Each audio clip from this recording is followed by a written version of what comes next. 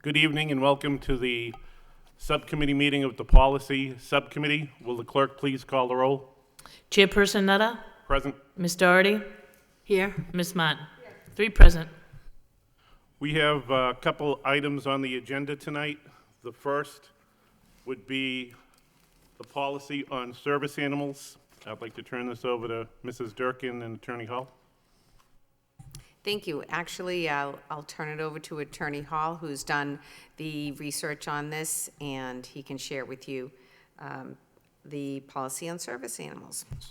Members of the committee, what's before you in your packet on page 3 is a prospective policy which the committee could consider adopting. Behind it, Lowell School Committee did have a policy that embodied the old guidance from MASC from 2011. However, it's been updated to allow for more animals to be approved if they meet certain conditions. So the old policy said you will not allow X, Y, Z under any circumstance. This one gives the principal or the superintendent a checklist, which still, in my opinion, would prohibit the old animals that were prohibited, but also allow more dogs or fur-based animals to be approved if certain conditions are met.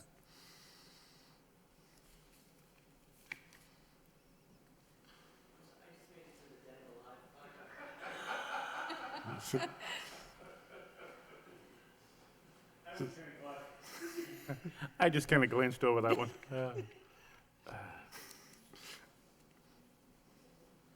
How does this pertain to service animals versus comfort animals? So on page 2 of the prospective policy, it gives explicit direction in regards to the analysis that must be undertaken for guide or assistance dogs, which are typically licensed by the Commonwealth, and you have very little leeway to say no. However, the first page also would allow an analysis in regards to comfort animals, which aren't necessarily allowed under any circumstances, but an analysis must be done. Typically, a comfort animal may not be allowed in all situations because it doesn't go directly to alleviate a disability that someone may have, whereas a service animal would. But I think what's beneficial about it is it provides a template that the building leader and the superintendent can go to or provide an applicant with so they can look at it themselves. And it is the updated policy that's been provided that other districts have adopted.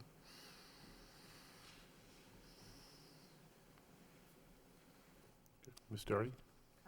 Just through you, I don't know if I'm reading this correctly, but on page 3, the second paragraph, it talks about horses. The regulations further state that a public should not make to permit the use of a miniature horse. Am I? Those are permitted under certain circumstances if they're not overly disruptive.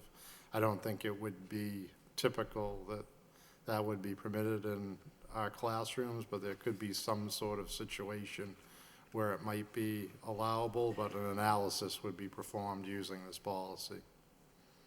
Okay, that seems highly irregular, but okay. It may be more suited in another district, I agree, but. Ms. Martin? So as I'm kind of reviewing this, it basically will come down to the principal. I appreciate that we have the student health portion in this because I do think we need to be cognizant of that for any individual student, if they, for whatever legitimate requirement that they have, whether it's an assistance or a comfort, whatever, that we still need to take into account any allergies, any other kind of impact that it would have in the students surrounding them. So as I'm reading this, it would tell me that excuse me, that the principal basically at the end of the day has the final decision as to how this will function in their school, and if it can function in their school, so that the principal would be able to ultimately make a decision.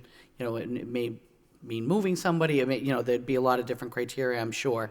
But that, not just so we'd be accommodating both the student with the animal, but also the rest of the students that are part of that community. So is it ultimately going to come down to the principal? Yes. Best judgment? Okay. Thank you. I would love to see a miniature horse, for the record, so I'm just throwing it out there.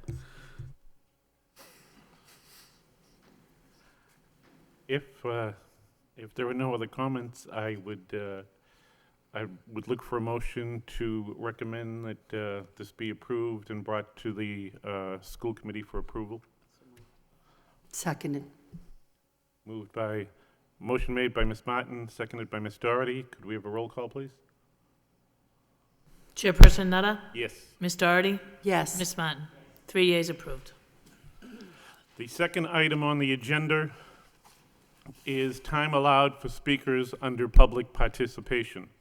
This was brought in as a joint motion, I believe, by Mr. Hoey and Mr. Lay. Right now, I believe we have a 3-minute time limit.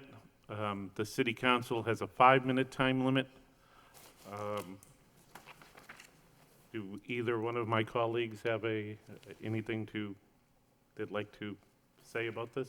I don't know if the makers of the motion would like to.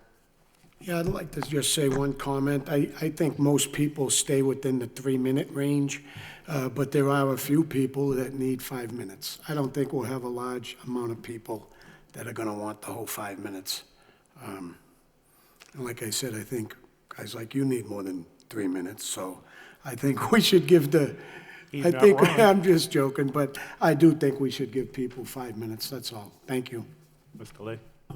And for me, I thought that in city council meetings, they all have 5 minutes, and in no difference, we need the whole 5 minutes range also.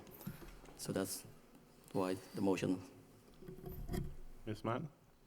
I'd just say I think that I agree with Mr. Hoey. I don't think that this would come up often. I think most people are okay with the 3 minutes, but I'd always err on the side of more rather than less, so I'd certainly support this.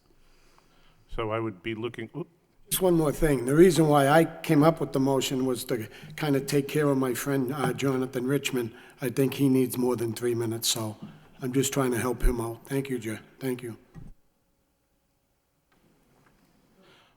okay.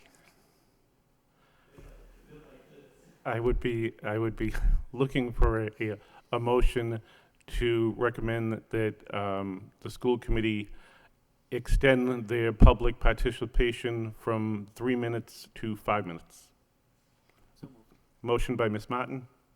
Second by Ms. Doherty. Roll call? Chairperson Nutter? Yes. Ms. Doherty? Ms. Martin? 3 yeas approved. Anyone have anything else? That's all that's on the agenda. Thank you all for attending. I need a motion to adjourn by Ms. Martin. Second by Ms. Doherty. Thank you.